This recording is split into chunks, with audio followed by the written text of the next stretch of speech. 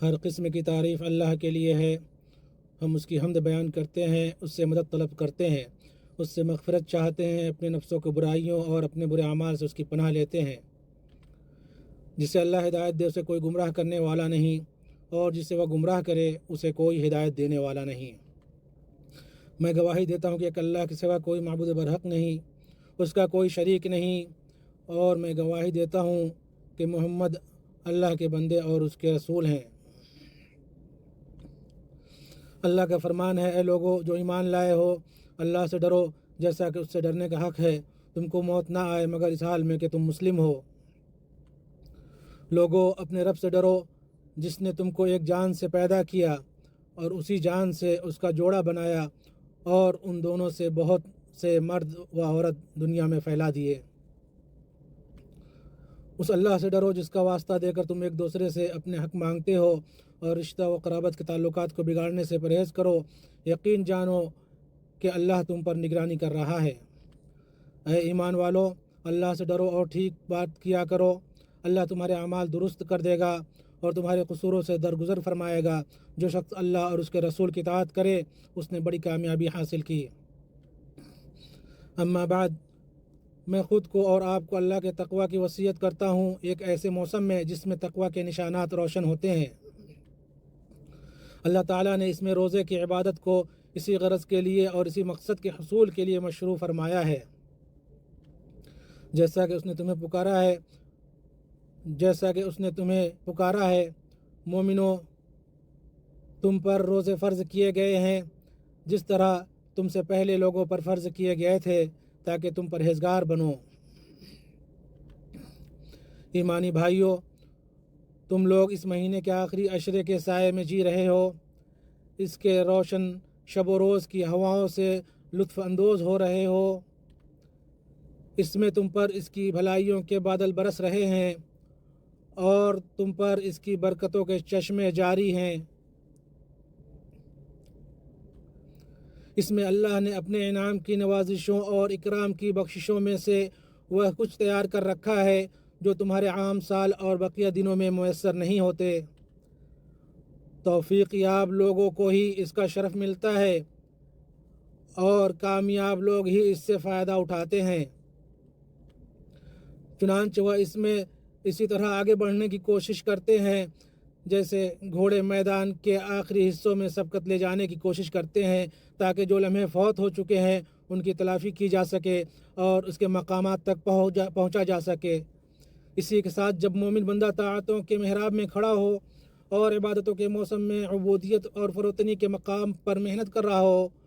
تو سب سے زیادہ جو چیز مومن کے لیے ضروری ہے وہ یہ کہ وہ اپنے دل کے ساتھ دو عظیم زاویے سے غور و فکر کرے جن کا اس کے عمل کی درستی، رب کی طاعت پر استقامت اور اس کی بندگی کی ظاہری و باطنی تکمیل میں روشن اور عظیم اثر ہے۔ پہلا زاویہ فکر یہ ہے کہ وہ اپنے عمل کے مقصد و باعث کو درست کرے،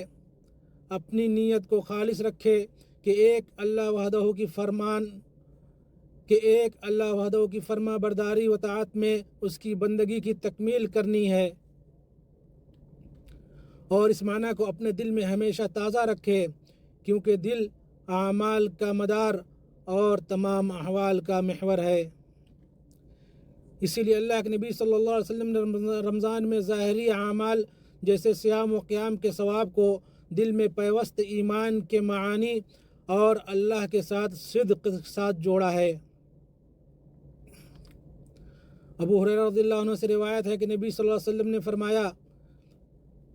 جس نے ایمان کی حالت اور ثواب کی نیت سے لیلۃ القدر میں قیام کیا اس کے پچھلے گناہ بخش دیے گئے، اور جس نے ایمان کی حالت اور ثواب کی نیت سے رمضان کے روزے رکھے اس کے پچھلے گناہ بخش دیے گئے۔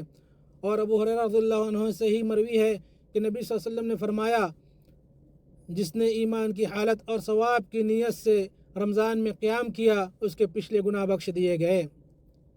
ان سب میں عبودیت کی راز اور حکمت یعنی ایمان، احتساب، رضا الہی کا حصول اور اس کے لیے عمل کو خالص کرنے کی تاکید ہے۔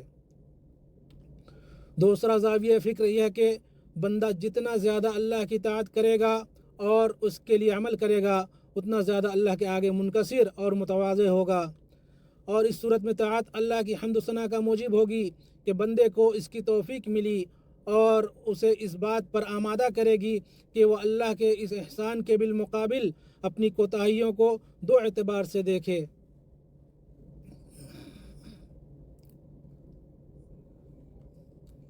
پہلا یہ کہ اس نے اللہ کے لیے عبادت شکر کا حق ادا کیا، اور دوسرا یہ کہ اس نے اللہ کی طاعت کے حق کو کامل ترین شکل میں پورا کیا۔ چنانچہ وہ طاعتوں کے بعد بکثرت استغفار اور معافی مانگ کر اپنی کوتاہیوں کی تلافی کرے گا، اور وہ جتنا اللہ کی فرما برداری میں محنت کرے گا اس سے اتنا ہی منکسر المزاج ہو کر نکلے گا۔ اس میں وہ اپنے اوپر اللہ کے احسانات کو دیکھے گا، نہ کہ اپنے کیے ہوئے نیک عمل کو۔ بس طاعتوں کے آثار و انوار اس پر جلوہ گر ہوں گے، بائیں طور کے اپنے رب کے لیے اور رب کی مخلوقات کے لیے اس کے اندر تواضع پایا جائے گا۔ اسی عظیم مقصد کے لیے استغفار کو نیک اعمال کے اختتام پر اور ان پر مہر کے طور پر مشروع کیا گیا ہے، کیونکہ اللہ کا فضل مومن بندے پر شروع سے آخر تک جاری رہتا ہے جب وہ اسے نیک عمل کی توفیق دیتا ہے اور اس پر اس کی مدد کرتا ہے، پھر اسے قبول فرما کر اپنا احسان مکمل کرتا ہے۔ اسی لیے جب عائشہ رضی اللہ عنہا نے پوچھا کہ اے اللہ کے نبی، اگر میں لیلۃ القدر پالوں تو کیا دعا مانگوں، تو اللہ کے نبی صلی اللہ علیہ وسلم نے ان سے فرمایا، تم یہ کہو، اللہم انک عفو تحب العفو فاعف عنی۔ اللہ مجھے اور آپ کو باقی بچے رمضان میں برکتوں سے نوازے، ہمیں احسان کے مقامات تک پہنچائے۔ میں وہ بات کہہ رہا ہوں جو آپ نے سنا، اور میں اپنے لیے اور آپ کے لیے اللہ سے مغفرت طلب کرتا ہوں، آپ بھی اس سے مغفرت طلب کریں، بلا شبہ وہ بڑا بخشنے والا، بہت معاف کرنے والا ہے۔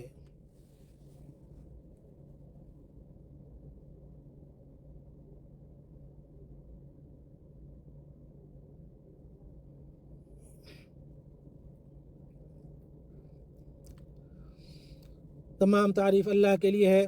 اس کی تعریف کرنا بھی اس کی نوازش ہے، اور اس کی نعمتوں پر شکر گزاری بھی اس کی ایک نعمت ہے۔ میں اس شخص کی طرح اللہ کی حمد بیان کرتا ہوں جو اس کی نعمتوں کو کم حق پہچاننے والا ہے اور اس کی حمد و ثنا کو شمار کرنے سے عاجز ہونے کا معترف ہے۔ اس شخص کی حمد جیسی جو ہر وقت اللہ کا محتاج ہے اور اسی کے سبب دوسروں سے بے نیاز ہے۔ میں گواہی دیتا ہوں کہ ایک اللہ کے سوا کوئی معبود برحق نہیں، اس کا کوئی شریک نہیں، وہ اپنی الوہیت، ربوبیت اور اسماء و صفات میں کامل ہے، اور مکمل ترین درود اور پاکیزہ ترین سلام ہو اس کے برگزیدہ مخلوق رسولوں کے سردار اور خاتم الانبیاء پر۔ اللہ درود نازل فرمائے آپ پر، آپ کے آل و اصحاب پر جو ہدایت کے چراغ اور آسمان ہدایت کے ستارے ہیں، اور ان لوگوں پر جو اچھی طرح ان کی پیروی کرے جب تک بادل پانی برسائے اور بارش اپنی بوچھار کرے۔ اما بعد، امت اسلامیہ، تمہارے اس ماہ معزز کی روانگی کی گھڑیاں قریب آ گئی ہیں۔ اس کی شام کا سورج ڈھلنے والا ہے، لہذا ابتدا کی کوتاہیوں کو اختتام کی خوبیوں سے پورا کرو، ان اوقات سے بھرپور فائدہ اٹھاؤ، نیکیوں کے میدانوں میں سبقت کرو، اور ساتھ میں یہ بھی یاد رکھو کہ نیکیوں کی اصل اہمیت دو باتوں میں ہے۔ پہلی بات، اعمال کو باطن اور ظاہر طور پر اچھی طرح انجام دینا۔ باطن طور پر یوں کہ اللہ کے لیے سچے اخلاص کو ثابت کیا جائے اور اس کی خوشنودی طلب کی جائے، اور ظاہر طور پر یوں کہ سنت رسول اللہ صلی اللہ علیہ وسلم کی پیروی کی جائے۔ اور اس عظیم اصول کو قرآن نے صرف سورہ کہف میں ہی 3 جگہوں پر ثابت کیا ہے، جیسا کہ اس سورہ کے شروع میں اللہ جل شانہ نے فرمایا، روئے زمین پر جو کچھ ہے ہم نے اسے زمین کی رونق کا باعث بنایا ہے کہ ہم انہیں آزما لیں کہ ان میں سے کون بہتر عمل والا ہے۔ پھر اس سورہ کے درمیان میں اپنے اس قول سے اس بات کی تاکید فرمائی کہ یقیناً جو لوگ ایمان لائے اور نیک اعمال کرے تو ہم کسی نیک عمل کرنے والے کا ثواب ضائع نہیں کرتے۔ پھر اللہ سبحانہ نے اسی کو ثابت کرتے ہوئے اس سورہ کا اختتام اپنے اس قول کے ساتھ کیا کہ جو کوئی اپنے رب سے ملاقات کی امید رکھتا ہے اسے چاہیے کہ وہ نیک عمل کرے اور اپنے رب کی عبادت میں کسی کو شریک نہ کرے۔ اور دوسری بات یہ کہ اصل ہے اعمال کی قبولیت، نہ کہ صرف انہیں انجام دینا، لہٰذا عمل کو بہتر کرنے کی خوب کوشش کرو اور ان کے قبول ہونے اور لغزشوں کے درگزر کیے جانے کی دعا کرو۔